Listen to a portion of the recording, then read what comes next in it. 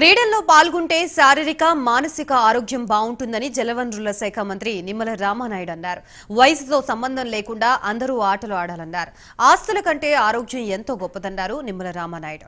Palakollu Cosmo sports complex లో చేరుకురి బుద్ధావతారం రాజు స్మారక all India senior ranking tennis tournament పోటీల బహుమతుల ప్రదానోత్సవానికి మంత్రి ముఖ్య అతిథిగా హాజరయ్యారు. జిల్లా టీడీపీ అధ్యక్షుడు మంతెన రామరాజు, గొట్టుముక్కల గాంధీ భగవాన్ రాజుతో కలిసి విజేతలకు మంత్రి నిమ్మల బహుమతుల్ని అందజేశారు. ధన్యవాదాలు తెలియజేసుకుంటూ ఎన్నో ఈ సంస్థ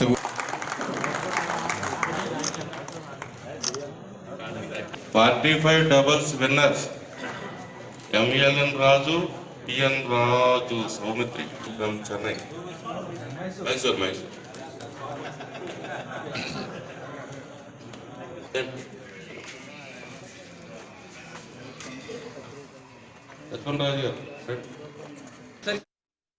శాఖ మంత్రులు మా సోదరుడు రామానాయుడు గారికి, అదేవిధంగా వేదిక ఉన్నటువంటి పెద్దలందరికీ కూడా, వేదిక అందరికీ కూడా హృదయపూర్వక ధన్యవాదాలు తెలియజేసుకుంటాం.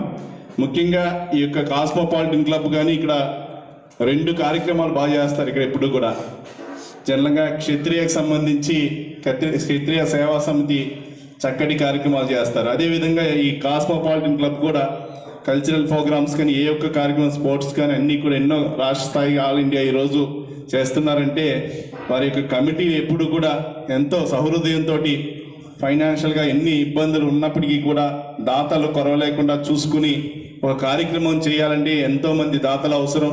ఆ దాతలు ఎప్పుడు కూడా కొరవలేకుండా ఈ ప్రాంతంలో ఉన్నటువంటి వారు అందరూ కూడా అన్ని వర్గాల వారి యొక్క సహాయ సహకారాలతోటి ఇలాంటి టోర్నమెంట్ చేస్తున్నటువంటి యాజమాన్యం ఎవరైతే కమిటీ సభ్యులను ప్రత్యేకంగా అభినందిస్తూ, ఆరోగ్యం ఉంటేనే ఏ వ్యక్తి అయినా ఏ రంగంలో అయినా రాణించగలుగుతాడు.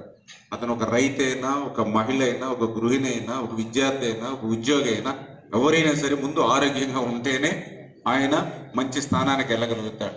ఆ రకంగా ఆరోగ్యంగా ఉండాలి అంటే మంచి శారీరక దారిద్ర్యం ఉండాలి, మంచి మానసికమైన ఉల్లాసం ఉండాలి, రెండూ కూడా ఉండాలి.